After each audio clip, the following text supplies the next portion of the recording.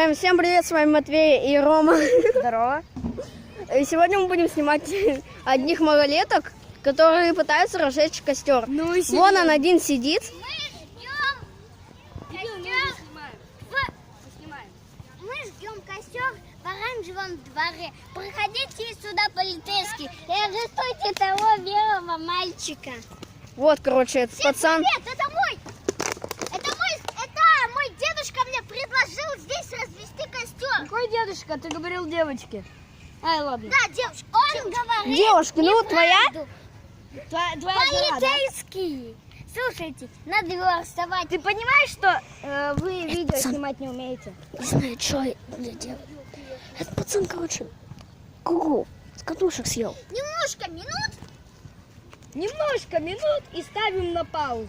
Да. Потом Покажи.